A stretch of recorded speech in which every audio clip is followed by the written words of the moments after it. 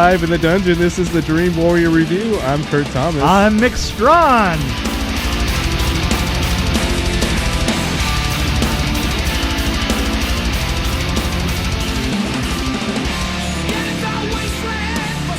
Hello. Hi. Oh, so I want to thank That Cousin Show for actually commenting on one of our shows. Somebody actually took a moment to comment. We actually have feedback, which feedback, and not the annoying kind. You know, it's like we're just talking into the air. It's you know. Well, on YouTube, they commented on our Good Boys episode. Oh, well, that's good. And they were positive, said they liked it, and we should do more. And then we should keep doing. So I checked out their show. And I was like, oh, it's actually pretty good. I enjoyed it. Well, how many have they done? I don't know. I didn't actually count. You see, the thing is, you got to know the facts. You know? I know. Well, they have 487 subscribers. That's about 460 more. A lot more than we have. That's a lot more than we got. Well, they aren't cool like us. They don't number their episodes, so I can't. Oh, so there's just no way to tell, right? They have a lot of episodes, though. Oh, wow. Wow, they do. So anyway, Crazy Cousin Show. Check them out. I'll probably follow them just because I'm curious. Okay. But anyway, I just had to give a little shout out. It's nice. It's nice to get. Well, it's nice to know that somebody hears it besides us. Yeah. Well, this is I will say I just listened to The Boys on Alexa yesterday when I came home from work. Uh-huh. I listened to our most recent episode. Oh, right. Yeah. Without, usually I'm sitting there editing. Yeah, right. This time I just listened to it. And I was like, actually, it was pretty entertaining. Oh, well, there you go. I mean, did a pretty fine job. Good. Well, sometimes we do. I swear, sometimes, and here's the thing, is sometimes when I'm in here and I walk out the door, I cannot remember anything that I did, right? And then I'm like that the next day usually. That's what I'm saying. Yeah. So the next day you hear it and you go, wow, that was really funny. Or actually, what really surprises me is sometimes I'll finish the thing that I was saying in my head and I'll be so surprised that I actually said it like that. Well, my biggest fear is that we're going to repeat an episode a movie we've already talked about. Oh, yeah, really? And then we'll disagree with ourselves. What? Let me tell you, that could so happen. But that could turn into a really awesome episode, like if I could edit them together somehow. Yeah. Like One bet. Oh, that's... It'd be great. Hey, we might have an episode that's actually the length of a podcast. Right. We have It coming up in September. Oh, we do. And I want to mention that was our first episode that we put out, was the first It that came out 2 years ago. Oh my God, you're absolutely right. And there's something else about that episode that's going to be weird. You know what that might be? Well, I'll be in Tennessee for one thing. It'll be our first long distance one. Oh, that's right. This is going to be our first long distance one. Yeah, that's right. Because by the way, we're taking a week off. Yes. And hopefully it's just a week. We're going to have a Eastern branch. That's right. And a Western branch of our podcast. That's absolutely. I'm going to be in a dungeon, and you're going to be, I don't know. I don't know what kind of situation you might have. But. I'm looking for a creepy attic. Attic could work. Yeah. Or just a basement might work. I don't know, but it's kind of close to a dungeon. It's not much different. I think I have a line on a good, really creepy attic. I don't. Oh, what about a treehouse? Oh, I could do. There's a lot of trees there. There's a lot of trees on our property. Yeah. I can make a fort just for this. I can see a treehouse with wires going into it. Electric cord that goes right across the field and then goes up the tree. A little orange streak. I'm a little worried about you though, because I don't know how you're gonna handle humidity, because you're a California boy and you're used to where we live is pretty dry. Well, you know how I plan on dealing with it. Air conditioning. I mean, when you're outside. Yes. Yeah. But I'm not going to be outside ever. Your air-conditioned treehouse. That's right. So what movie? If I was to do a treehouse, it would definitely... It would be awesome. It would be awesome. And it would definitely have air conditioning. And you could probably shoot it from multiple angles, and it'll look like different treehouse from every angle. Well, that's what I do. False floors and everything. So we went to see a movie. Yeah, we went to see Ready or Not. A bride's wedding takes a sinister turn. Actually, it's not her wedding; it's her post-wedding. Yeah, so her it's the night. Her wedding night takes a sinister turn when her eccentric new in-laws force her to take part in a game. Terrifying game. Terrifying game. Just a playful game of hide and seek. No big Playful deal. game of hide and seek. What an Next time my 5-year-old asks me to play hide and seek, I'm gonna be like scared. maybe it wouldn't turn out so well. I have to say that this was a really uneven film. You know, I mean, the moments of it that I really liked a lot, and the rest of it kind of had periods of like snooze, and then all of a sudden a part I liked, snooze, part I liked. I think that it came down to the lead, the girl, the bride herself. Yes, that was in the lead. I don't know what else she's done, but she really. Her name was Samara Weaving. Yeah, she could scream, boy. She was awesome. She was actually, totally. I liked the pacing. I liked how there was some lulls and because it was kind of like that family was like that. They were very kind of not very interesting, but they were weird enough to make it. I don't know. I just thought it was I thought it was a little bit uneven. It's just a criticism that. She was B on The Babysitter. The Babysitter. Yeah. She was the blonde? Yeah. The main blonde, right. B. Yeah. That's what I told you. I don't know. For some reason, I got her confused with... wait a minute. Hold on. That's what I told you. I got her confused with Bella Thorne for a while. I don't know why I did that. You know what? You were the one that actually talked me out of that. But you're right. Yeah, I was right. Yeah, well, I can't believe it. Well, there you go. So I've been wrong twice so far in this whole time, episode 200, whatever, where I've only been wrong twice.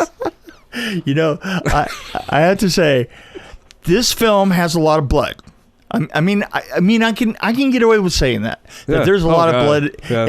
and the budget must have been huge for blood. It must have been, but I thought back when I was watching it, I thought back to Chainsaw Massacre 3. Storytime. Storytime with Storytime with Miq. Storytime with Miq. Storytime with Miq. Storytime with Miq. Storytime with Miq. Storytime with Miq. Production designer and lived up there in the sticky woods in the summer. Mm-hmm. So you've really experienced this. Yeah. Well, it's nearly. I mean, as far as from the point of view of the woman in it, there are a lot of similarities.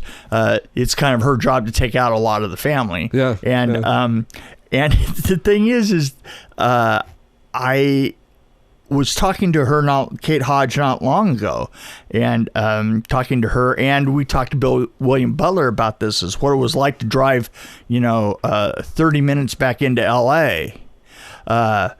In your car, just caked.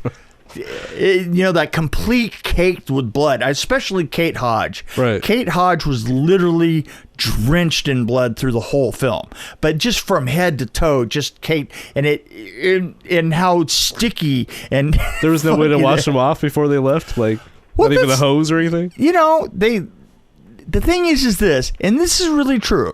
You don't want to mess around with, taking a shower in the trailer. You want to jump, because remember, she and William Butler and who was the other guy? I can picture him. His name. He was the crazy one in the crazy family. One. They all lived in the same complex, and so that they all literally drove in the same car. Oh my god! And so there was a lot of blood involved in the car on the way home. But I can just imagine all that sticky, and the stuff, just that blood, it just pulls on you, and it's also really sweet, and there's always a component in it somewhere of corn syrup, and it tracks bugs, and it's just a nightmare. It was probably cold when they got off half the time. Right, we're shivering in blood. Yeah, I would just really, that would bother them. It was, I know who it was. Put your finger in my fault. It was Viggo Mortensen. That's right. And it was a skinny version of, it's not the same Viggo Mortensen you see little nowadays. teeny tiny. Yeah. Yeah. Oh, yeah. You know what? You got to think to yourself. There was Kate Hodge, William Butler, Viggo Mortensen, and I just remember they had a little tiny gray car.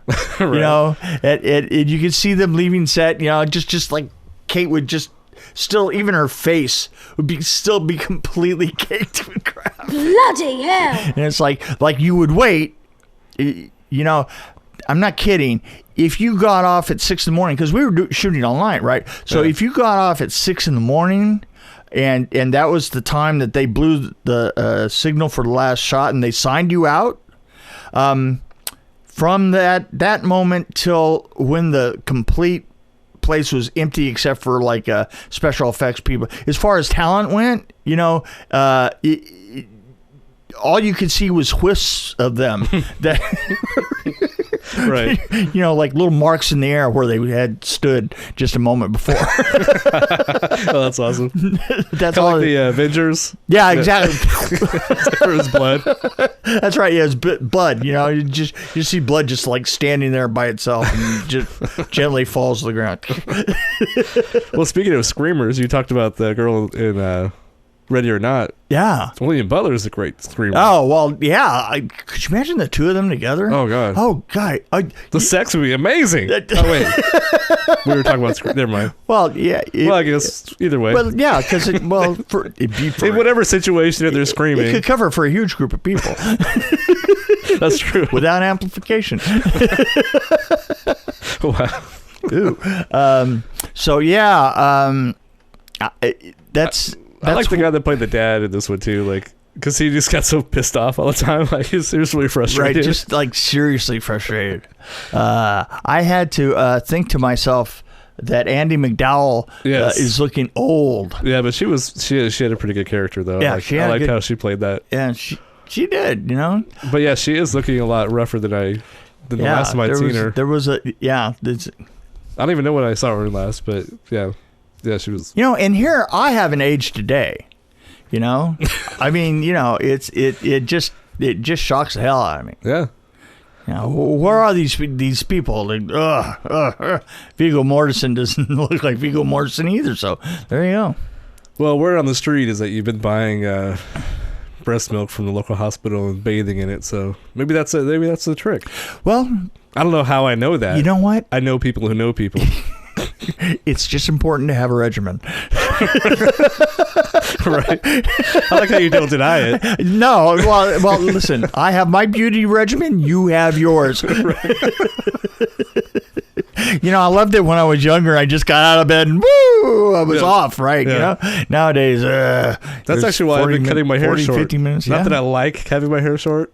I just don't like it with my hair. Well, you know, your hair has to be one or the other. It has to be short enough so that you don't have to worry about it for a while. Yeah. Or it has to be long enough that you don't have to worry about it for a while.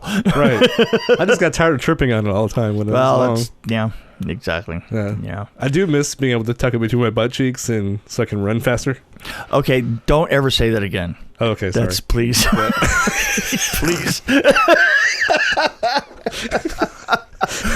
Please.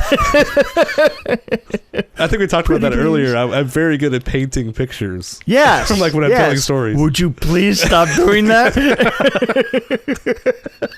So back to the Ready or Not. Ready or Not. It did have a good look. It did have a lot of blood. I like the look. Kind of reminded me of Clue. A little bit the way the house looked in the. Right. Well, it you know what? To me, it had a very Agatha Christie feel to it. Yeah, especially at the beginning. Yeah, very and very professionally shot, which fits the time frame of the house and the. I think it's an old Canadian house. Oh, is it really? Yeah, I think it was done. Wasn't it shot in Ontario? I don't know. I have a feeling it was. I didn't do any research at all. Yeah. And Ned usually sends me notes on it. Had a very Canadian feel, you know. It did. It was appropriate to have a room with hunting. I think you should show it to the rat. The rat. I don't know if the rat would like this one. He doesn't like a lot of blood. I've noticed that. Squeamish little bastard. He likes paranormal movies more than that's right. bloody stuff, which I don't sort understand. of the implied violence. He doesn't like gore Yeah, like no, I do. like my violence right out there in front. Well, yeah. I don't want to say this too loud, but like his brother was killed by a mousetrap, so he doesn't like gore. He doesn't like gore, and I respect him for it. But anyway, well, wait, I was going to... You're pouring out your water. Pouring out a little bit of water for him, for the lost. Okay. Yeah. So anyway, he told me that story. It was pretty sad. Yeah, anyway, that's very sad. So yeah, he would like I think what the rat would like, which I liked, was there was a lot of running through tunnels and stuff, so I think he could appreciate that. Right. A lot of rats always do that. Yeah. You know, like in the walls and stuff. In the walls. I don't want to give away too much away. In the walls, yeah. But it's obviously a big house and it's full of rich people. So just imagine to yourself Agatha Christie and Clue or any I do have a lot of interesting thing to say, but it would give away all the plot. So I don't want to do that. No, there you go. No, I thought it was interesting. It kept my interest. I actually enjoyed the whole thing, really. Yeah, I did too. The only time I didn't really was outside sometimes. I was like, oh. When she's running, you can't really see what was happening. And boy, though, I have to tell you that towards the end, she did some screaming that was really other level. I mean, it was... There was a point to where some of her screaming had a yodel like quality to it. There was a vibrato and a secondary vibrato. It was a very unique scream. In fact, there should be an award for that. I think that should. Academy horror. Awards. Horror award. A horror award, yeah. Academy Award. Why not? The best screamer. Yeah. That'd be a category they could share with the porn awards, right? So yeah, but no. So she moved from horror films to porn. She had one heck of a wedding night, that's for sure. That's exactly. I feel bad. Yeah, for her. no, that's true. Yeah. Yeah. Well. And the family. I have to point out one of my favorite characters, which is probably one of yours, the old lady. Because she was amazing. Literally, this woman looked. I'm trying to think of her name here. It literally, the way that they had her costume and stuff, it looked like they drew her on the chest of a big man. She did have that kind of Addams Family look to her. Yeah, it did. Yeah, totally. The hair and everything. It was unbelievable. It was kind of perfect. But she was kind of what kept the family together in some ways. I don't know how to put that other without giving anything away. And they gave her the perfect weapon. Yeah. What was her name? I'm totally trying to figure it out. Oh, you think you're gonna find her? Probably. Yeah, I don't know. Unless Aunt, was it Aunt Helene? Yes, it was.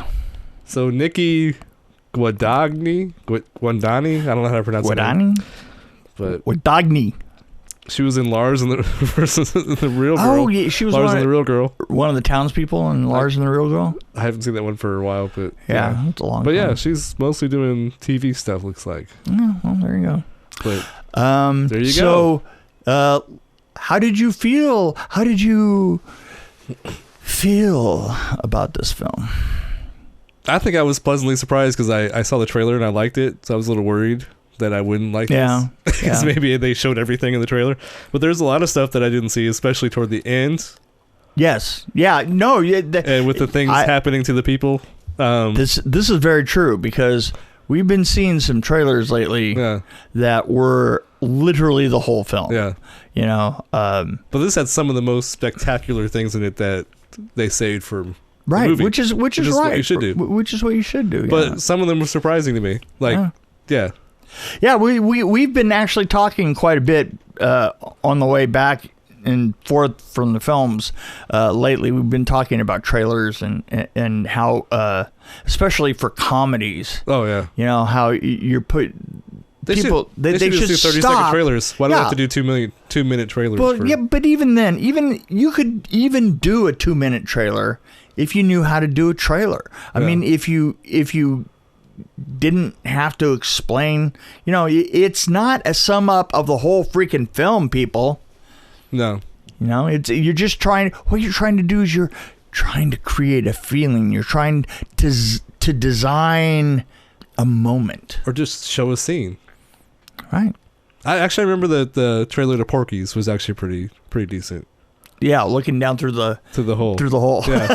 That's true. And that's the only thing I remember about Porky's. That's all you need to remember about the I don't know. I mean, Porky's is actually pretty. I think actually as a comedy, Porky's is pretty good if you don't really have a problem with nudity and stuff. And I just don't remember it. But it's, honestly, it was a long time ago. Actually, I hate to admit that I own that one. But. Oh, well, of course you do. Yeah. Well, there you go. Of course. I am going to have to go with a 3.1. Really? Yeah. I'm like 3.8. Yeah, I figured you would pretty be. high on this one. Yeah.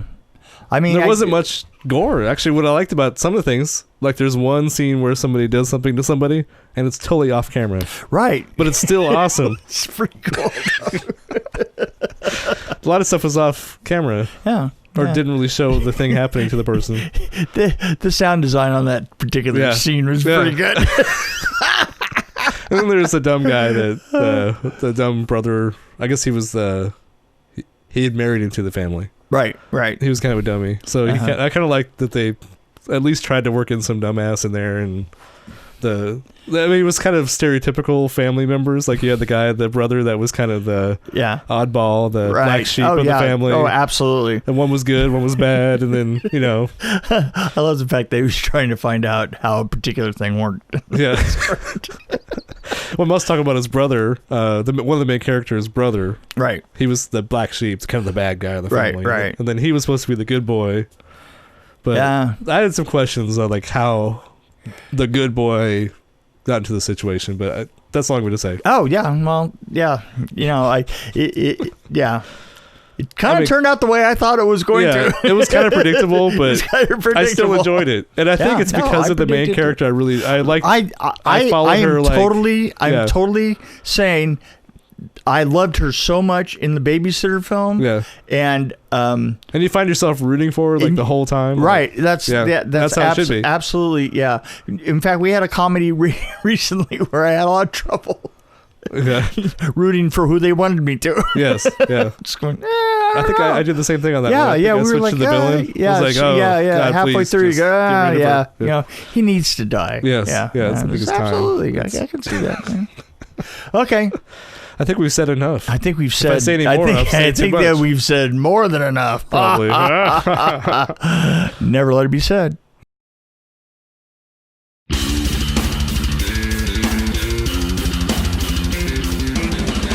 Thanks for joining us on the Dream Warrior Review podcast. Don't forget to tell your friends about us, follow us, and, of course, like us. We can be found on Podbean, which is an amazing app, YouTube, Stitcher, Alexa on any pod, iTunes, Google Play. We're on Twitter as well, at DW Review, and, of course, Facebook. You can find us there. You can also email us at dreamwarriorreview@gmail.com.